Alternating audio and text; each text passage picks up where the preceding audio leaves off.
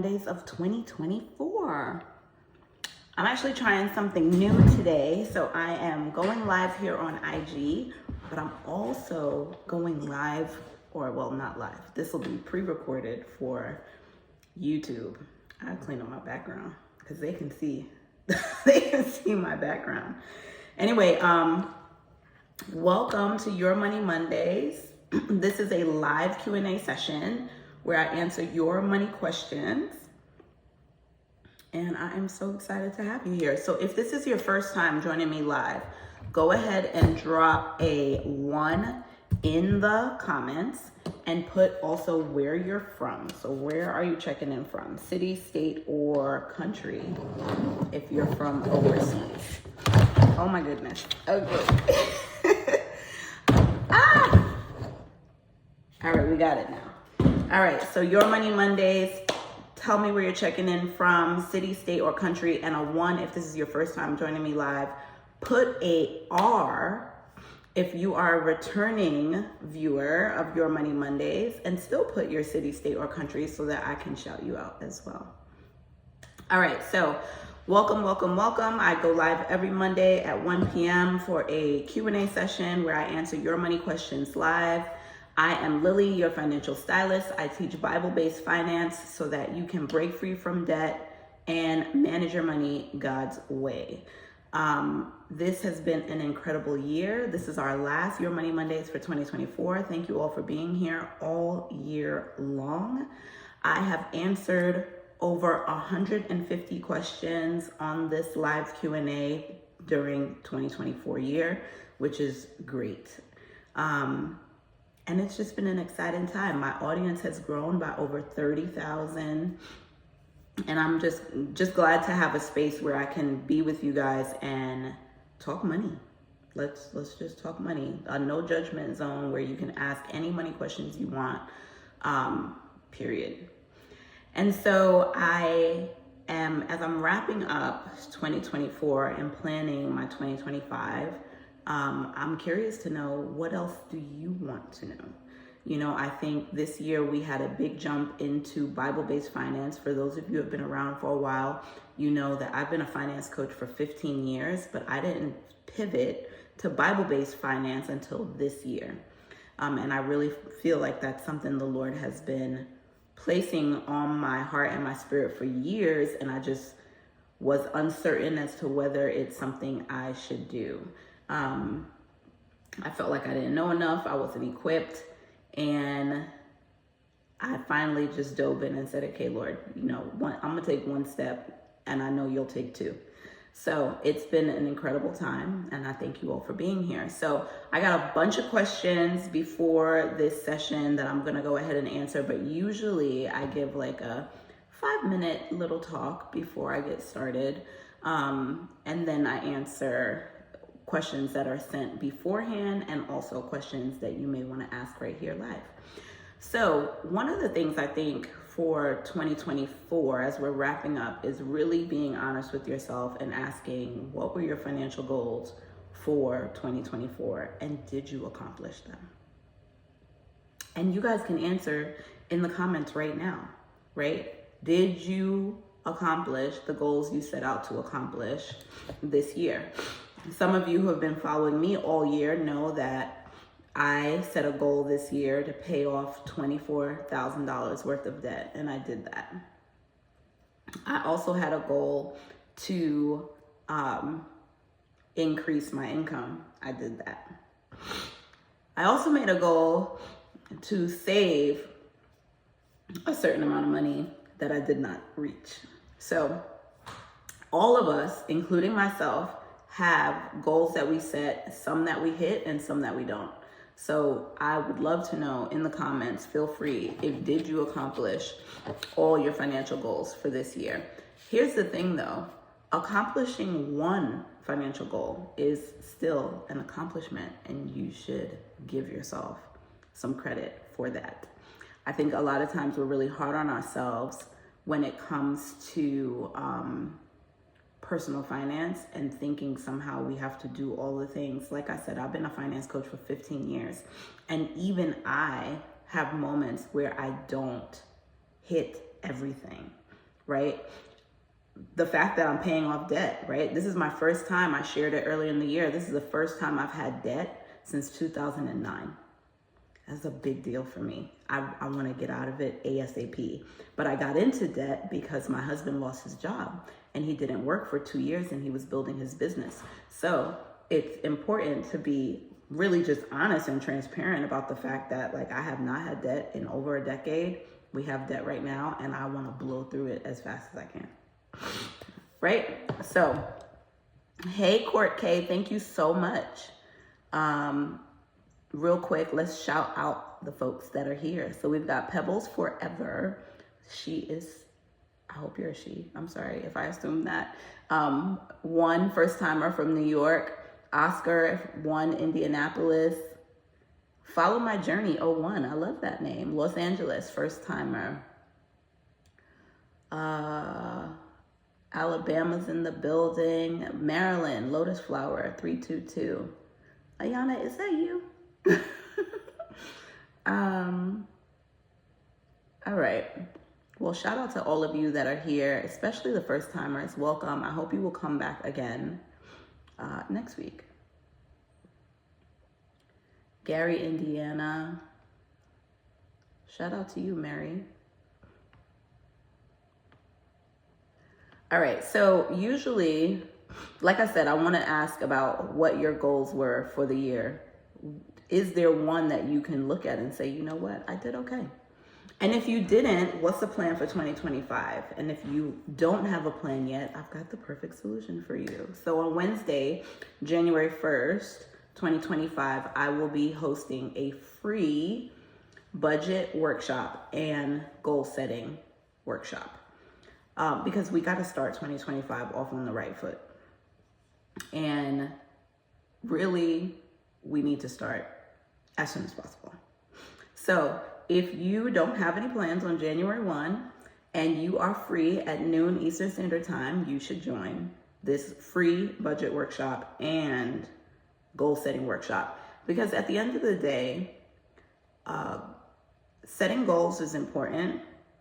Having a budget is important, but the two really work together. And if you don't understand how or why they work together, it's going to be really hard to stay committed and focused for an entire year. 12 months, it seems like a long time, but it goes really quick. And so let's make sure that we are ready for the new year by setting our goals, setting our budget, and you can walk away from that workshop and hit the ground running for the rest of the year. So I'm teaching that on Wednesday, 12 noon Eastern Standard Time. If you have not registered already, you can join by putting the word budget in the comments and it'll send you the link to register. It's free. We'll be together for probably an hour to 90 minutes. So 12 p.m. Eastern Standard Time to 1:30-ish. And it's going to be a good time. It's going to be a good way to start your new year, especially if you have not already made those goals or haven't figured out how to tie them to your budget. We're going to talk about that. And the most beautiful part about this is that it's going to be Bible-based. So I'm going to talk to you about why budgeting is biblical and what the Lord actually says about planning your money, because that is biblical and it is something that we should be doing. Okay, let's jump into questions.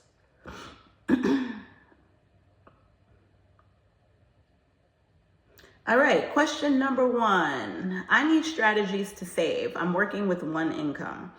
So saving is one of those things that you have to prioritize and put pretty high up on your budget.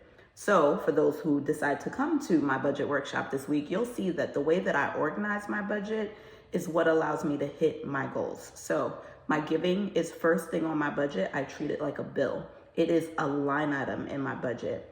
Saving and investing are also line items in my budget. They are number 2 and 3 in my budget. Then my debt, because I was really focused this year on getting out of debt. And so that's the 4th thing that I pay. Then I pay the bills. And so how you prioritize saving in your life is going to determine whether or not you do it. If it's not one of the first things that you do, same thing with giving. I hear people say all the time, I can't afford to give, because you haven't prioritized giving. You make it the first thing that comes out of your check, you will do it. So that's how you start saving. Number one, start by prioritizing it. Make it high on your list of things to do. Put it as a line item in your budget. Treat it like it's another bill. That's number one. Number two, really look for ways that if you really have to understand your spending in order to save, right? So you have to have a good handle on what your expenses are and what is available to save. That means you have to account for even your spending. A lot of people don't put spending in their budget, and that is another big mistake. You have to put line items for things that you spend, like coffee, eating out, going to hang out with your friends, random trips to Target. All of that needs to be included in your budget. If it's not, that's how you end up having money left over that you don't know what happened to. So you need to know, beyond your fixed expenses and your debt, what other things do you spend money on in a month that you can assess, figure out, are you happy with what you're spending? And then do you want to pull it back, right? Do you want to pull back on that spending so that you can reallocate that money to savings? There are a lot of like cute little small ways that you can save that add up really quickly. So, you know, some people do like, they're going to save $1 a day, or they're going to save $1 a week. And that can work. It just depends on what kind of impact you're trying to make. I like to set a dollar amount, like I'm going to save $10,000 by this date, right? And then I focus all my attention and my energy on what amounts do I need to save per week in order to get to that 10K mark, right? Other people like to do it with like saving their change, right? You can save your change and save a few $100s per year. You can also have your bank automatically do that for you if you have like a keep the change program at your bank where they will round up your spending to the next full dollar, and they'll take the change and they'll put it into a savings account. Those are some small ways that you can like trick yourself to save. So if I'm already going to the store and I'm spending $1.49 and they just take the extra 51 cents and put it in to save, and they do that multiple times for me during the year, then I'm gonna have a few dollars saved by the time the year is up. But most importantly, you've got to be intentional and deliberate. You have to make savings a priority, and you have to put it in the top of your budget and treat it like a bill. That's where you'll see the most impact in your savings and be able to grow it. Even if you only have one income, you really have to assess your expenses. What are your fixed expenses? What are your debt load look like? And then what is your lifestyle spending like? And that is usually the category that catches most people off guard. If you don't know what your lifestyle spending is, your money is burning. It's burning. It's just burning. And we don't want that. So, definitely hit me up if you have other questions, but I think those are going to be some of the top strategies you need in order to save. Next question.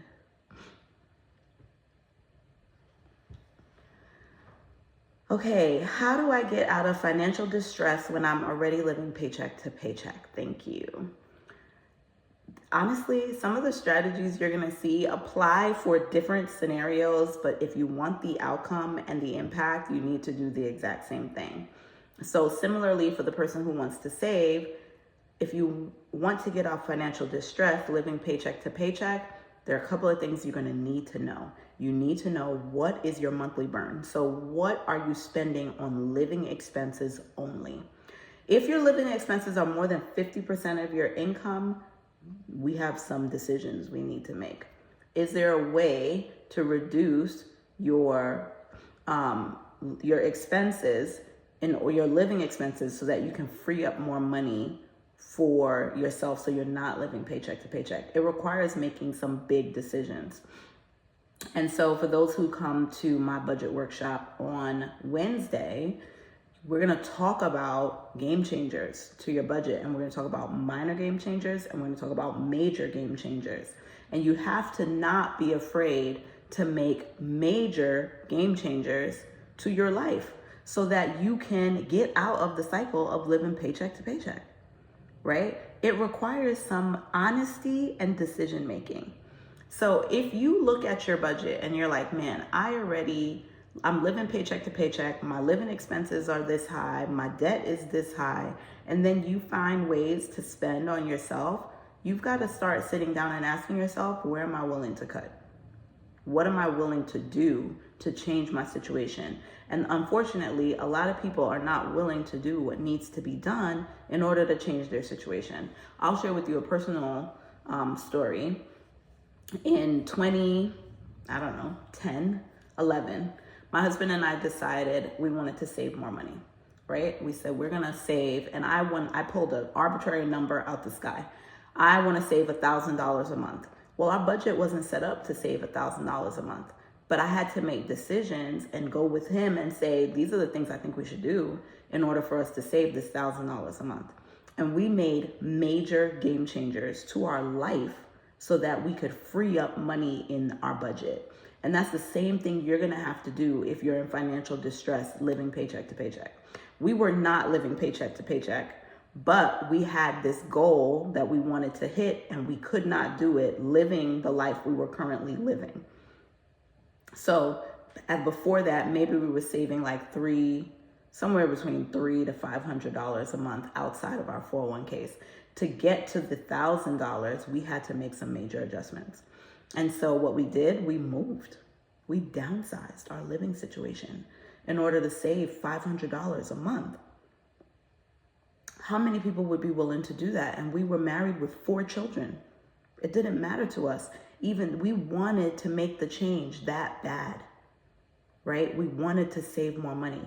The goal for me was to save up enough money so that I could leave my job. That was the reason why we did this. And so we moved to save $500 a month. And when we did that, we were like, man, what else can we cut? So we made major game changers. We made another big game changer. We had 2 cars at the time. We lived in New York City. We didn't need 2 cars. So we got rid of one, and not even got rid because it was already paid for. We parked one up, took off the insurance, took off the plates.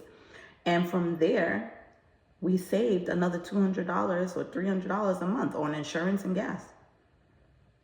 And then the third game changer we did, because we were like, man, we're hitting the $1,000. We're about to hit it, but could we do more? Could we do more? And we challenged ourselves to do more, and took our daughter out of private school and put her in public school. That added an additional $750 to our savings. So instead of saving $1,000 a month, we were able to save $2,000. And we didn't just save it in the bank, we invested it straight into the stock market, S&P 500. Straight into the stock market. But it was because we were willing to do the major game changers. Are you willing to make the major decisions that you need to make to get out of your situation? Because a lot of people don't like their situation, but they aren't willing to do anything about it. You've got to be willing to do something. And sometimes those things are hard. They're hard decisions, but we did it. We did it. And if I can do it with 4 children and a husband working full time, you could do it. You could do it. All right. I have money sitting in a credit union. I want to make my money work for me. I have no idea where to put it. I have a HYSA with a nice amount tucked away. I just opened a Roth. So you're on the right track, Catherine. Catherine Catrice, you are on the right track. If you have money going into a HYSA, which is a high yield savings account for those who may not know, where you're going to earn more than you would in your typical bank. I know they're adjusting the rates right now. Like even my own high yield savings account, it went from like 4.7 down to 3.8, but that's still a better deal than putting it in my local bank for 0.1% interest, right? So if you just opened a Roth, make sure, if you don't know anything about investing, I'm actually going to screenshot this so I can send you a link about investing.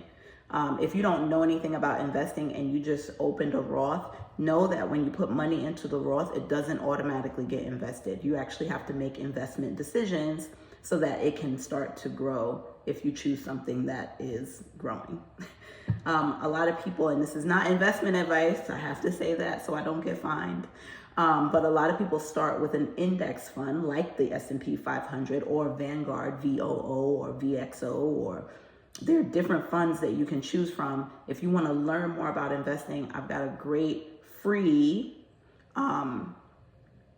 webinar on investing. It'll just teach you the basics of investing so that you can get started. And then I have an investing intensive if you want to go to level 2.0. But I will send you the link for that. If anybody else is interested, drop the word invest in the comments and I'll send it to you too. All right. But that's one, Catherine, you're on the right track. So great job for getting started. All right, let's keep going. Hi to everyone who's just joining in. Welcome, welcome, welcome. This is Your Money Mondays, a live Q&A session that I hold every Monday at 1 p.m. Eastern Standard Time. I answer your money questions, whether it's biblical finance, investing, credit, saving, home buying, like whatever you want to know, whatever you want to know. I will help you learn. I've been teaching personal finance for 15 years and have had a ton of experience just in life, making financial mistakes and bouncing back. And that's the one thing I think is really important for every single person to understand. I don't care how deep the hole is you have gotten yourself into financially. You can get out. I've bounced back from some amazing things. I have bounced back from bankruptcy. I've bounced back from my car being repossessed. I've bounced back from ground zero, like no savings, no nothing, like $0. And it, like every time okay, so I'm from Brooklyn, right? I'm from Brooklyn, not really from the hood, but hood adjacent, right? And they're like sayings in the hood, right? If you can't lose it all and build it right back, you are not a real hustler, right? So I've lost it all a couple of times in my life and I've built it back every single time. So you can do it. You can do it. Don't be discouraged. Even if the hole is big, even if the hole is big. I filed bankruptcy with $675,000 worth of debt. Like, this is not small potatoes. When I talk to clients and they're like, oh, I want to file bankruptcy, and I'm like, how much debt do you have? And they're like, $20,000. I'm like, girl, if you don't go sit down somewhere, sit down for 2 years and you will pay all that debt off. $10,000 a year, you're done. Why would you file bankruptcy and ruin your life for 10 in order to get a quick fix right now? Right? Like, let's not. Okay, and I know, yes, you can bounce back from bankruptcy. You can buy a house after 2 years or 4 years, depending on where you live and what your credit situation looks like. But why? But why? For me, $675,000, I had to file bankruptcy. I had a property that I was trying to get rid of that tanked in the housing bubble of 2008. And there's a testimony for that God blessed me with, regardless of the bankruptcy, which I have shared and I will share again at some point. All right. Anyway, yeah, you can climb out of the hole. Just know that. Know that. So for anyone who's just joining, I'm Lily, your financial stylist. I teach you how to break free from debt, build wealth, and manage your money God's way. I teach biblical finance so that you can understand what God says about money, so that you can become a faithful steward over everything He gives you. Because I think a lot of us are confused about what the Bible says about money. So many misconceptions, bad teaching, like all the things. The Lord does not want us out here questioning whether we should add guacamole. I'm just going to tell you right now. I'm going to tell you right now. Okay. He wants us to enjoy things in this life.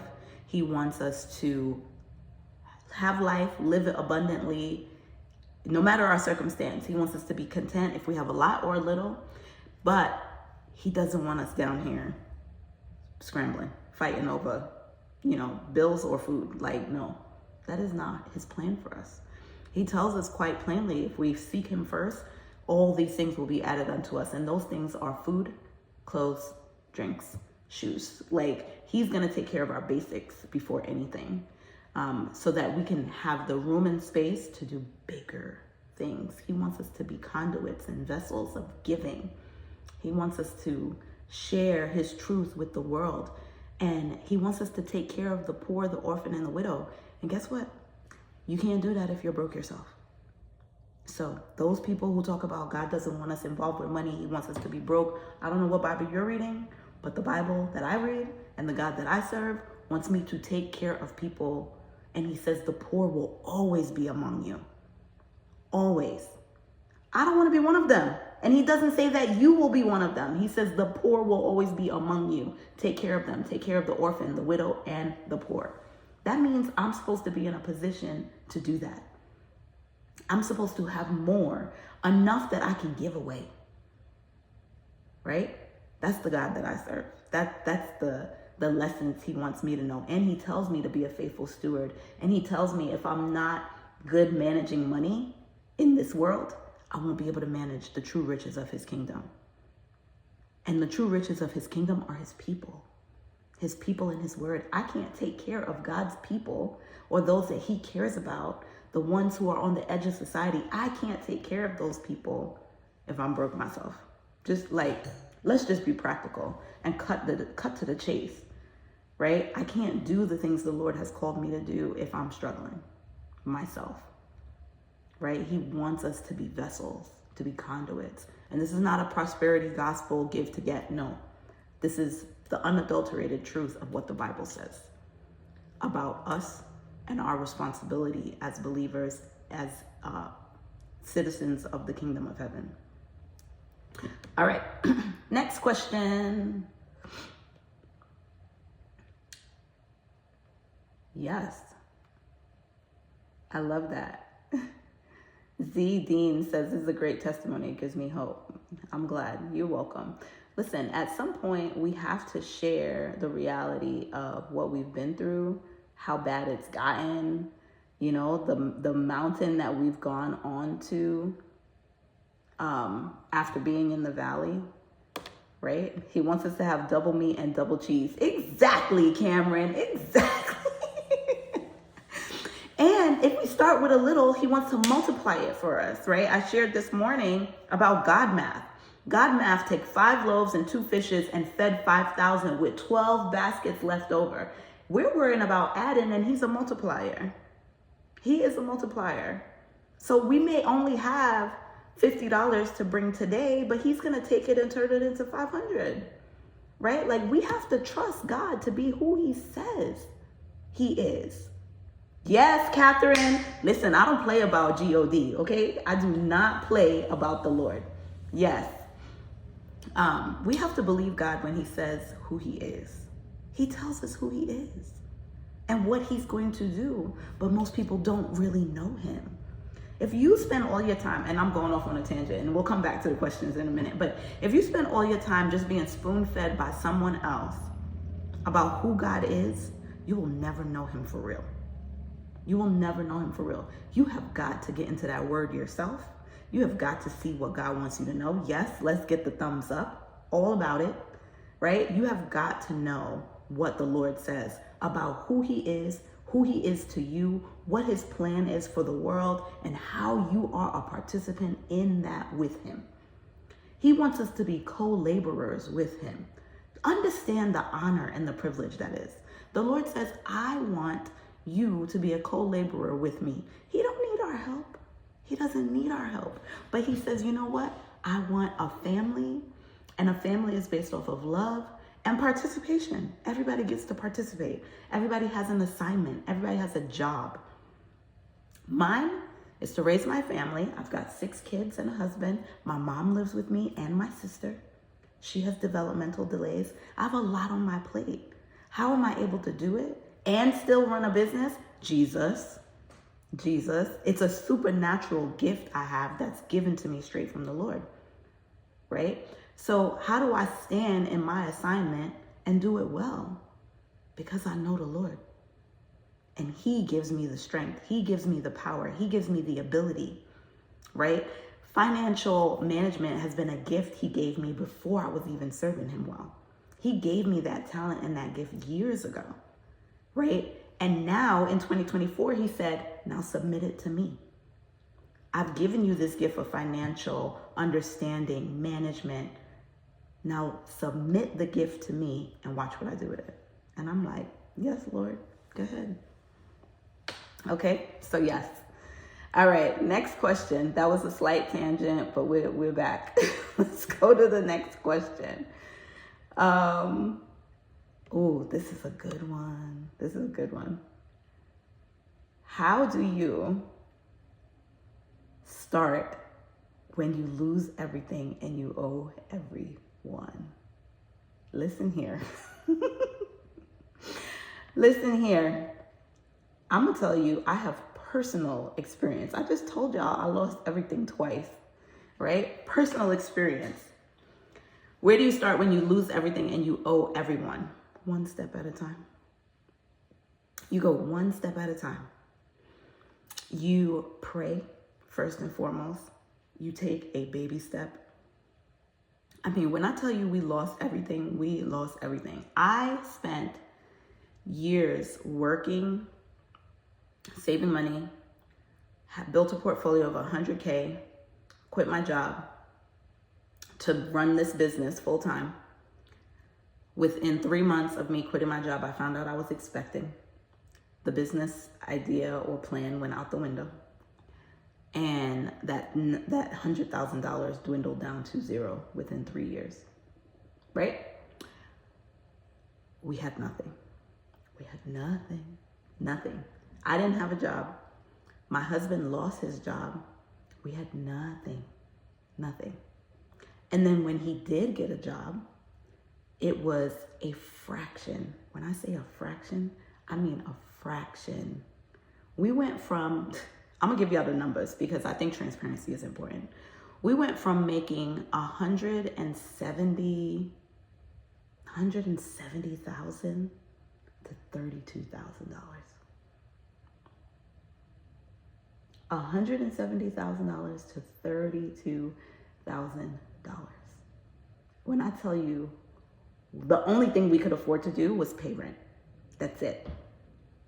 We were going to food pantries for food. Our church was blessing us. I mean, down to zero. But what we did in that time was grow closer to the Lord. So where do you start when you lose everything and you owe everyone? At the Lord's feet. At the Lord's feet. We submitted ourselves, our life, our time, the money we did have. We submitted it to the Lord, right? I'll tell you this, because we were submitted to the Lord, it was the best time of our lives with our children. We spent so much time with them because we had no money. We found free things to do all the time. It was a good time. It was a great time, even though we were broke, right? And so as we continue to fellowship with God, when I say I submitted everything to the Lord, I mean, we were praying. I was in the Word. I was reading the Word like it was no tomorrow. I had nothing but time. So I spent so much time reading the Word. I spent so much time praying. I spent so much time taking care of my first ministry, which is my family. I spent time with my kids making up games. We went outside, pretended we were on airplanes, had picnics in the backyard. I mean, we had such a good time just being together, even though we were broke. So where did we start? Humbly, at the Lord's feet, in prayer, reading the Word, right? And then from there, slowly, things started to work itself out, right? My husband got a better job. Now we're able to not just, in fact, let me tell you what we actually did. My husband said, we're gonna buy a house. what? We were renting a house at the time, and he said, we're gonna buy a house. And I'm like, we don't have any money. We cannot buy a house. He had a job. I had just gotten a job. I had a job for 30 days. He said, we're buying a house. I'm like, I don't know what you're talking about, but okay. And the Lord blessed us. We were able to buy a house. We had no money. We were able to get money from our family and friends. They put up the money for us to buy a house. And we were able to get approved for a mortgage, even with me only working for 30 days. And our mortgage was $500 less than our rent. Our mortgage. So it's a consistency walk, right? Submit to the Lord first and foremost. Start one step at a time. We had to repay a lot of things when we got back on our feet, when I went back to work. But because our expenses were so low, we were able to do it. So ask the Lord, where do you need to start? What is it that you need to do? Losing everything, there's no place but to go but up, right? So make a list of everybody that you owe. Put them in number order from smallest to largest. As you get an extra dollar, pay one person, right? Pay them. I got $5 for you. Take it or leave it, right? Next one. And do that until you pay them off and until your situation improves. Maybe you get another job that's helpful. Maybe you get a second job and you take it as a sacrificial time and you work extra hours so that you can get out of your situation faster, right? The reality is you can't have ego or pride to leave stones unturned, right? Ego and pride will keep you from success. Ego and pride will keep you in the same situation. What are you willing to do? You have to be willing to do something. The same thing that I said back in the beginning. So where do you start? At the Lord's feet. Then you take baby steps, one step at a time. List out everyone you owe. Make communications with every single one of them. Hey, I can't pay you right now, but as soon as I can, I will. First person, hey, I've got $5 for you and I will pay you $5 every week until I pay you off. Right? Just be honest and communicate. I find when it comes to like owing people, communication is one of the things that will help you stay just above water. Communicating. I don't have this, but I can give you this. I don't have this today, but I can give you in a week, right? Even in small amounts, paying something is better than ignoring them, putting your head in the sand and acting like it's not there. Right? So that would be my advice to you. I'm gonna save this video, don't worry. All right. Next question. How do you leverage credit card interest while trying to pay off debt? So I'm not sure if I understand this question. What do you mean? How do you leverage credit card interest? Maybe you're trying to ask, how do you manage credit card interest while trying to pay off debt? And this can be hard, right? If you've got credit cards with high interest rates, 29%, 30, 34%, most of your payment is going to that interest payment per month. One of the fastest ways to make sure that you are managing your interest and really still letting your balance go down, if you can afford it, is pay double the payment. So if you pay 2 payments instead of 1 payment, then you can start to see your balance go down even if your interest is higher. The other thing you can do is you can call your credit card company and see if they'll lower your interest rate. Some will do it if you have decent credit. Some will do it if you have decent credit. Others will not, right? They won't do it unless you close your account. So you have to decide what is more important to you. Is it getting the interest down, or is it having access to that card after you pay it off, right? So that would be my 2 things. Number 1, if you can afford it, double the payment. Make 2 payments per month instead of 1, and you'll see your balance start to go down, even if you have a high interest rate. Number 2, call and negotiate for a lower interest rate if you can. If you want to keep the card open, Just do the double payments so that the balance goes down. If you don't care about keeping the card open and they offer you a lower interest rate and closing the card, consider that, but it would be my last option. Okay, anything else on the credit card before we go to the next question? And you can do one of two methods when it comes to paying off credit cards. You can do the snowball method or the avalanche method. Snowball is where you start with the smallest balance and you pay your debts off in order of balance. Or the avalanche method where you start with the highest interest rate and you pay off that first and then go in descending order. All right, Cameron said, I heard that being at the Lord's feet is the highest you can go, to be honest, even when it feels like rock bottom. Amen to that. And that is the full truth. It is the highest place you can be, just at the Lord's feet daily. Okay, next question. If a job you no longer work at accidentally pays you for a period of time, are you entitled to pay that money back after a certain time? Yes. Yes, you have to pay them back. You have to pay them back. That happened to me. When I tell y'all I have been through everything, I have been through everything. That happened to me. I worked at a bank of all places, and the bank double paid me for a period of time. And I reported it. And even after I reported it, they did not stop double paying me. Well, when I finally reported it again, I had to pay them back everything that they had double paid me. So yes, you will have to pay them back. They are not going to give you money for free. That was an easy one.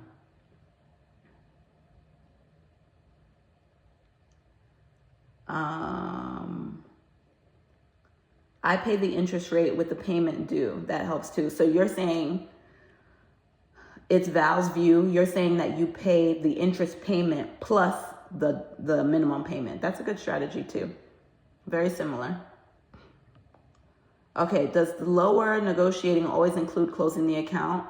So some banks will only allow you to lower your interest rate if you close your account altogether. Yes.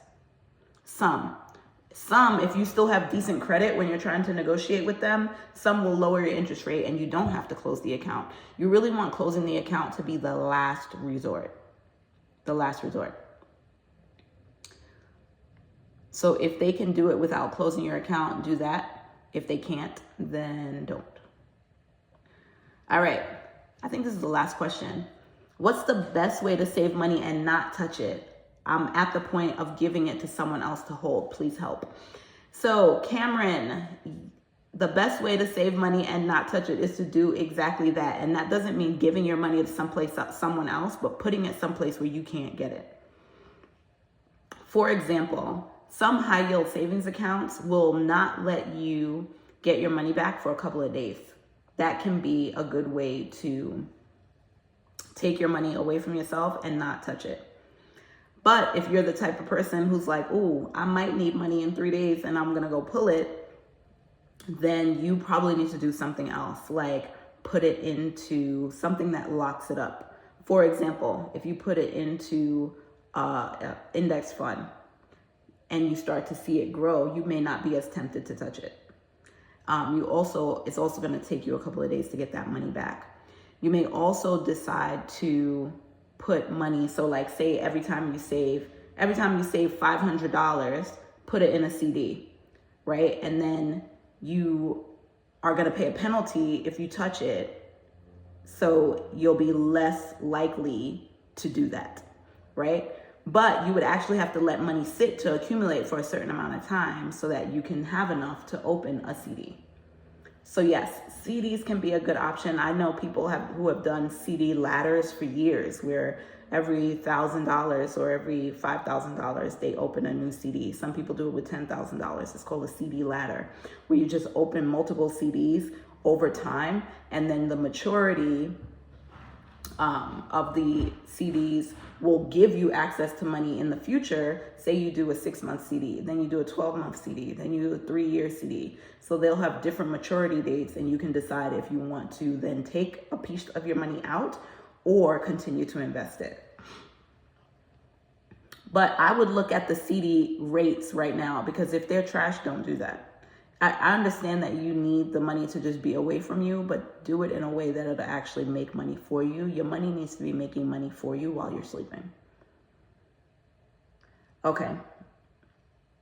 Index funds, show me where. So Cameron, I am going to screenshot this and I will send you also the investing basics so that you can have that. All right, guys, that was my final question. If anyone has anything else, feel free. This is your moment. Drop it in the comments right now. You can also send it to me as a DM. If you have a question that's more personal and you're like, I don't want to ask this on live, you don't have to. If you go to the link in my bio, you can set up a one-on-one appointment with me. I do 15-minute coffee chats. If you have a quick question that's personal to yourself and you need a personalized answer, you can meet me there. For those who have just popped in, you may have missed earlier, I'm doing a new year, new budget workshop on Wednesday, January 1st at 12 noon Eastern Standard Time. So if you know you have not created your budget for January 2025 and you want to set your goals, come and join me. It's a free workshop. Drop the word budget in the comments below and I will send you the link. And that might be it. That might be it for now. This was great. Thank you for having such an amazing time with me today, and an amazing year of answering your money questions live every Monday, 1 p.m. Eastern Standard Time. I'm excited to see what questions y'all are gonna ask in 2025. Like I said, I've answered over 150 questions this year. And I look forward to 150 more in 2025. I see one more question. My cousin just asked me about CDs. Do you have any recommendations? I don't have any recommendations. However, there are some, like all your local banks offer CDs. You just want to see what their rate is and what the term is. So is it a 6-month CD? How much are they going to pay you in interest for a 6-month CD? Is it a 1 year? How much will they pay you if you lock up your money for a year? Usually, because the CD rates right now are as trash as the bank savings rates, it's not going to really be a good way to make money, but it'll be a great way to keep money away from yourself if you know you don't trust yourself. Okay? All right. Well, Happy New Year to all of you. I'm excited to see you in 2025, and I'm more excited to see you on Wednesday in the free budget workshop. We're going to talk about goal setting, why budgets are biblical, and you're going to walk away with a 3-step budget formula that you can use for the rest of your life. Literally, it's a formula I've been using since 2008, and I haven't deviated from it yet. It works, and it is the best thing that ever happened to me because it really makes you account for every single dollar you get. All right. Have a great and blessed day. It was great to be with you, and I look forward to seeing you again soon. Bye.